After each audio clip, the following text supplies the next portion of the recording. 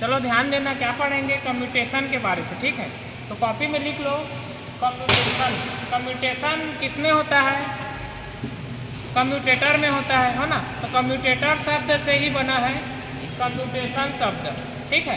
तो एक कम्यूटेटर कैसा दिखता है वो देख लो। तो कम्यूटेटर कुछ इस तरीके से दिखता है, जिसमें ऐसे हर भाग में डिवाइड रहेगा, वो चीज़ इंसुलेशन रहेगा माइका का, और जो अलग अलग भाग जो बना उसके कारण उसको क्या बोलेंगे? सेगमेंट, ठीक है। तो हमें पता है कम्यूटेटर कॉपर का बना होता है और इसमें सेगमेंट बना रहेगा, है ना। और सेगमेंट का संख्या कितना होगा? जितना आर्मेचर में कॉइल का संख्या होगा। तो सेगमेंट बराबर कॉइल का संख्या, दोनों बराबर रहेगा। मतलब जितना तो सेगमेंट रहेगा एक कम्यूटेटर में, उतना ही कॉइल उस आर्मेचर में रहेगा, ठीक है। तो कम्यूटेटर का काम क्या होता है हमें पता है ना। जनरेटर में देखेंगे, जनरेटर में एसी को डीसी में बदलना, मोटर में डीसी को एसी में बदलना, ठीक है। तो जनरेटर में कम्यूटेटर का काम अलग है और मोटर में अलग है। तो एसी को डीसी में बदलना या डीसी को एसी में बदलना, इसी चीज़ को क्या बोलते हैं? कम्यूटेशन बोलते हैं। तो डीसी जनरेटर द्वारा एसी को डीसी में बदल के हमें आउटपुट जो मिलता है उसको क्या बोलेंगे? कम्यूटेशन। डीसी मोटर में क्या होता है? डीसी सप्लाई हम देते हैं तो कम्यूटेटर उसको एसी में बदल के आर्मेचर को देता है। तो इसी को जो बदलने का क्रिया हो रहा है उसी को क्या बोलेंगे? कम्यूटेशन बोलेंगे। तो ये क्रिया किस में होता है? कम्यूटेटर में, ठीक है। तो ये जो कम्यूटेटर है इसी में हमें पता है कि कार्बन ब्रश भी यूज करते हैं, है ना। दोनों साइड में कार्बन ब्रश यूज करते हैं। तो क्या होता है, इसमें जो कॉइल लगा रहता है, कॉइल लगा है मान लो इस तरीके से, तो ये कॉइल कभी कभी क्या होता है, इस कॉइल में, कॉइल सेगमेंट के टच में है ना, सेगमेंट के टच में है। और सेगमेंट किसके टच में है? कार्बन ब्रश के। तो जब कॉइल आपस में जुड़ते हैं कार्बन ब्रश के कारण, तो उस कॉइल में एक वोल्टेज बन जाता है जिसको क्या बोलते हैं? रिएक्टेंस वोल्टेज, ठीक है। कॉपी में लिख लो रिएक्टेंस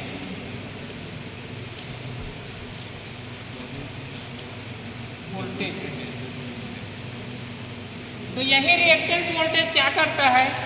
डीसी जनरेटर में जो एसी से डीसी में बदल रहा है, डीसी मोटर में जो डीसी से एसी में बदल रहा है, उस क्रिया को स्लो कर देगा, ठीक है। मतलब रुकावट डाल देता है। कम्यूटेशन में रुकावट कौन डालता है? Reactance voltage. और रिएक्टेंस वोल्टेज कैसे में बनता है? जब कार्बन ब्रश सेगमेंट में टच होता है किसी दो सेगमेंट में, तो कॉइल आपस में जुड़ने लगेगा और उस कॉइल में क्या बनेगा? एक वोल्टेज बनेगा, ठीक है। और उसी वोल्टेज के कारण क्या होता है? कम्यूटेशन में मतलब रुकावट होता है। हमें क्या चाहिए? जनरेटर एसी को डीसी में बदले, यही चाहिए।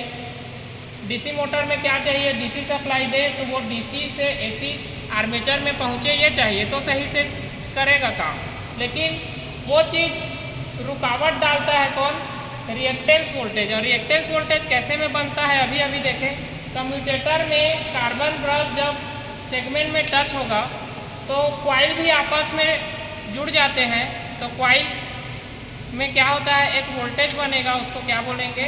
Reactance voltage. रिएक्टेंस वोल्टेज क्या करता है? कम्यूटेशन की गति को धीमा कर देता है, ठीक है। तो रिएक्टेंस वोल्टेज के बारे से लिखना है, ये कम्यूटेशन की गति को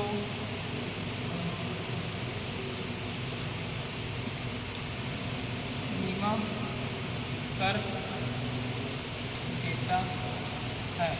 तो कम्यूटेशन का जो गति है वो धीरे मतलब धीरे से हो रहा है, तो इससे क्या हानि होगा? जैसे कि जनरेटर से हमें डीसी सप्लाई बहुत धीरे मिलेगा, बहुत देर में, हो ना, और डीसी मोटर को हम चालू कर रहे हैं तो आर्मेचर में एसी सप्लाई बहुत स्लो मतलब पहुंचेगा। तो धीरे से कुछ भी काम होगा, हो ना, धीरे हमें मतलब कुछ जल्दी हो ये चाहिए, हो ना। तो उसी चीज़ को हमें दूर करना है, तो किसको दूर करेंगे तो कम होगा वो चीज़? रिएक्टेंस वोल्टेज को हम कम करेंगे तो कम्यूटेशन सही तरीके से हो पाएगा। ठीक है, तो कम्यूटेशन को सुधारने का तरीका अगला देखेंगे।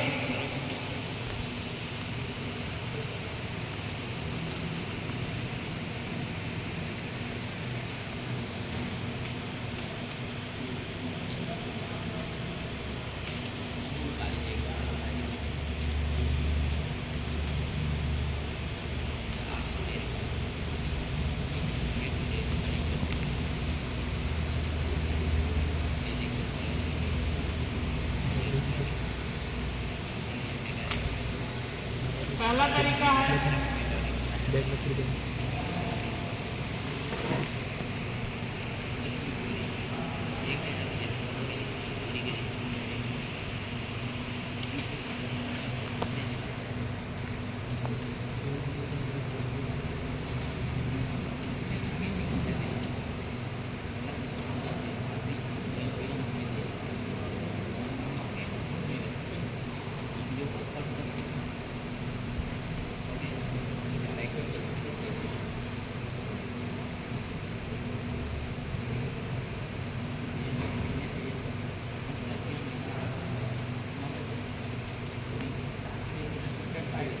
तो एक तरीका क्या है कम्यूटेशन सुधारने का?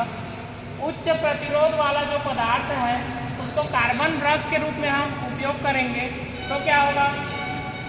कम्यूटेशन कुछ हद तक कम होगा। कम्यूटेशन बोलता हूँ, रिएक्टेंस वोल्टेज कुछ हद तक कम होगा। कैसे में?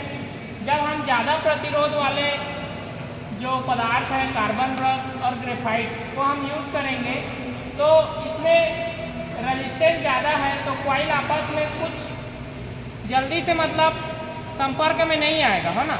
वो चीज़ संपर्क में जल्दी से नहीं आएगा तो वो वोल्टेज नहीं बन पाएगा, रिएक्टेंस वोल्टेज। रिएक्टेंस वोल्टेज क्यों बन जा रहा था? क्योंकि कार्बन ब्रश सेगमेंट में टच होकर कॉइल को आपस में जोड़ रहा था, तो इस कारण क्या हो रहा था? रिएक्टेंस वोल्टेज बन रहा था। लेकिन अगर कार्बन ब्रश को ही हम ज़्यादा प्रतिरोध वाला कर दें तो ज़्यादा प्रतिरोध वाला कार्बन ब्रश क्या करेगा?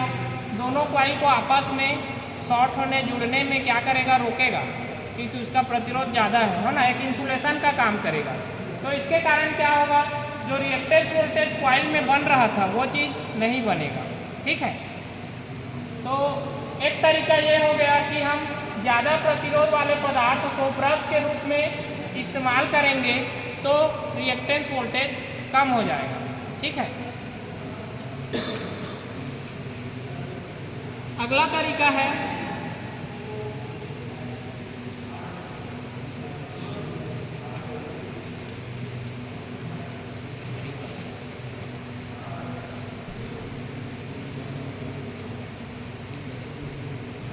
इंटरपोल का उपयोग करके।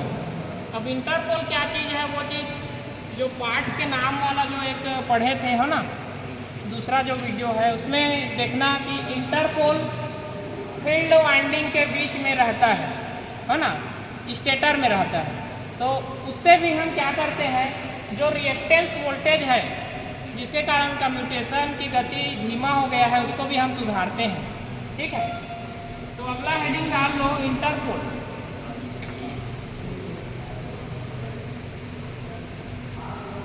तो इंटरपोल के बारे से लिखना है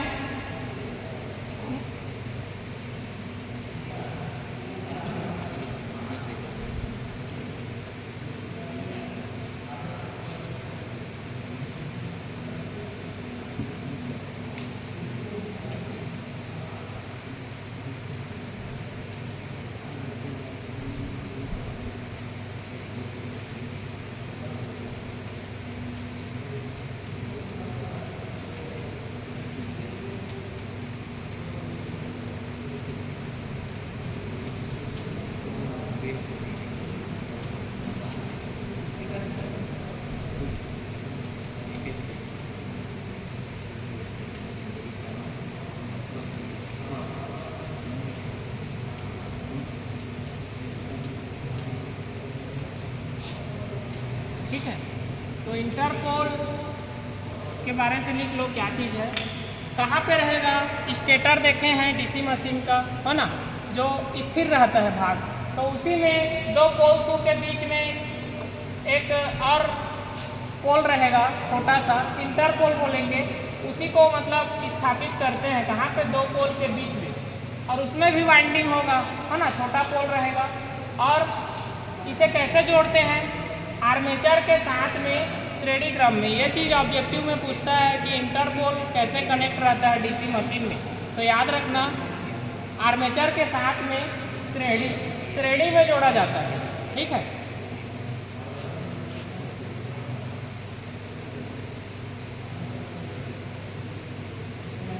पोल्स को कुछ इस तरीके से देखे हैं, है ना।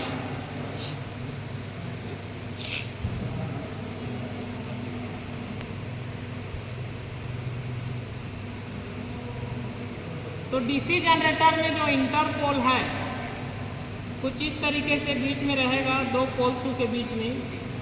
ये चीज़ क्या है? इंटरपोल, है ना।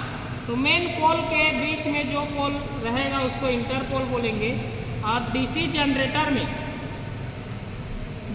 में कैसा रहेगा इंटरपोल?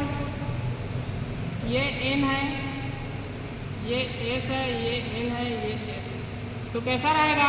आगे वाले पोल के जैसे ये भी एन रहेगा, ये एस है तो ये भी एस रहेगा। ठीक है, ये एन है तो ये भी एन रहेगा, और ये एस है तो ये भी। तो इंटरपोल कैसे रहता है डीसी जनरेटर, वो चीज़ ध्यान दो। ऐसे देखना, ये जो एरो है इसको, आगे वाला जो मेन पोल है, मेन पोल कितना है इसमें? 4, 1, 2, 3, 4। तो आगे वाले मेन पोल के जैसे में रहेगा इंटरपोल। इसके आगे में ये है एस, तो ये भी एस पोल वाला रहेगा, साउथ। इसके आगे में नॉर्थ है तो ये नॉर्थ पोल वाला रहेगा डीसी जनरेटर में। डीसी मोटर में कैसे रहते हैं इंटरपोल, वो भी देख लो।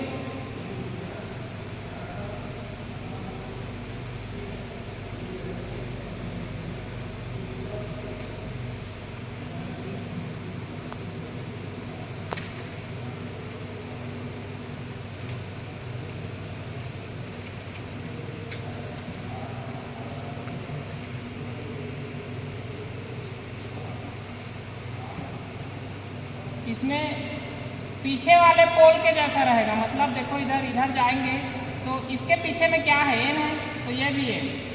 इधर और आगे बढ़े, इसके पीछे में एस है तो ये भी एस। और आगे गए, इसके पीछे में क्या है? एन है, तो ये भी एन पोल वाला। और आगे गए, इसके पीछे में क्या है? एस है, तो ये भी एस। किस में रहेगा? ये मोटर में।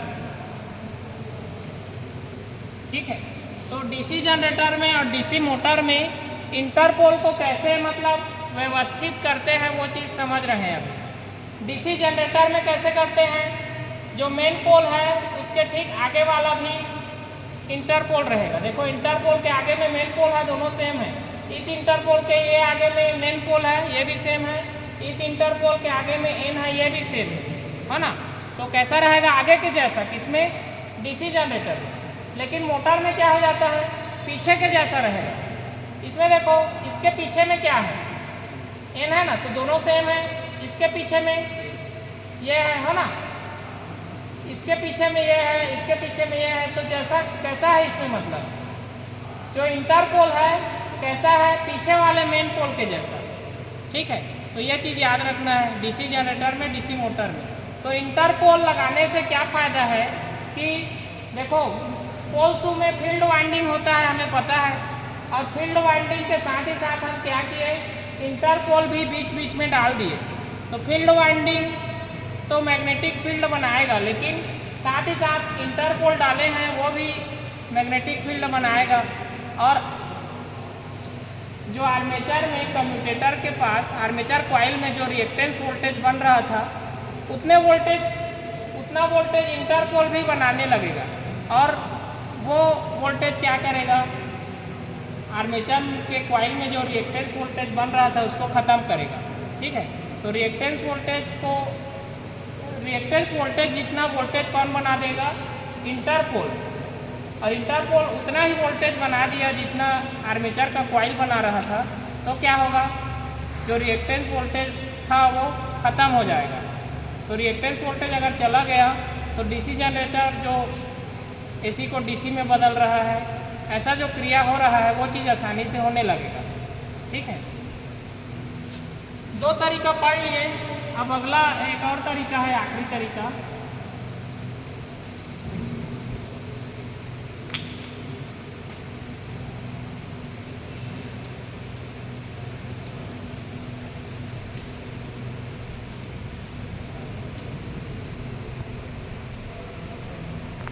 Compensating winding. ठीक है, तो कम्यूटेशन सुधारने के तरीका पढ़ रहे हैं। अभी दो पढ़ चुके हैं, अभी तीसरा तरीका है कंपनसेटिंग वाइंडिंग। ठीक है, तो ये वाइंडिंग कैसे करते हैं इसको भी लिख लो। आर्मेचर के साथ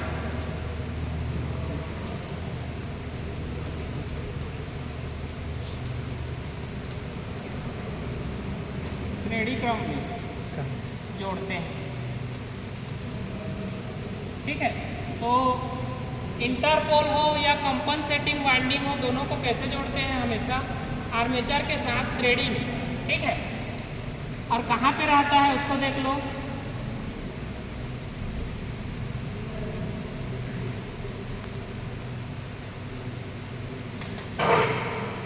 ये मेन पोल है, तो मेन पोल के फेस में स्थापित होता है। ये फेस देख रहे हो ना।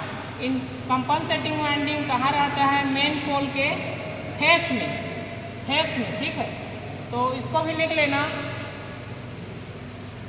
पोल के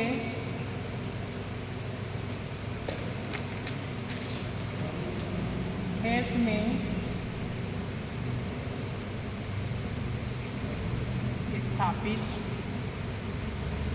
करते हैं।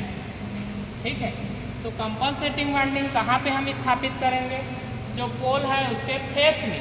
ठीक है, तो ये कंपनसेटिंग वाइंडिंग क्या करता है? रिएक्टेंस वोल्टेज को ये भी ख़त्म करता है या कम करने में मदद करता है, जिससे क्या होगा? कम्यूटेशन सुधरेगा। और साथ ही साथ क्या चीज़ होता है? आर्मेचर रिएक्शन में हम लोग पढ़े थे कि आर्मेचर में लोड देते हैं तो MNA GNA से शिफ्ट होने लगता है दूर, जिसके कारण क्रॉस मैग्नेटाइज इफेक्ट होता है। तो क्रॉस मैग्नेटाइज इफेक्ट जो होता है पोल्स के फेस में ही होता है। कैसे होता है? कुछ इस तरीके से देखे थे उस दिन, हो ना। यहाँ पे मैग्नेटाइज नहीं है, यहाँ मैग्नेटाइज नहीं है, यहाँ मैग्नेट ज़्यादा है, यहाँ ज़्यादा है। तो इसमें क्या हो रहा है? मैग्नेट का जो मैग्नेटिक फ्लक्स है वो अनबैलेंस हो रहा है क्रॉस मैग्नेटाइज के कारण। तो उसी चीज़ को भी सुधारता है कौन? Compensating winding. कंपनसेटिंग वाइंडिंग दो काम करेगा। डीसी क्या काम करेगा? एक तो कम्यूटेशन को सुधारेगा, एसी को डीसी, डीसी को एसी में बदलने में आसानी देगा। क्यों देगा? क्योंकि रिएक्टेंस वोल्टेज को कम कर देता है वो चीज़। और दूसरा क्या करेगा? आर्मेचर रिएक्शन के कारण जो क्रॉस मैग्नेटाइज हो रहा था उसको भी क्या करेगा? सही तरीके से पूरा करेगा। ठीक है, तो क्रॉस मैग्नेटाइज के कारण जो स्पार्किंग हो रहा था,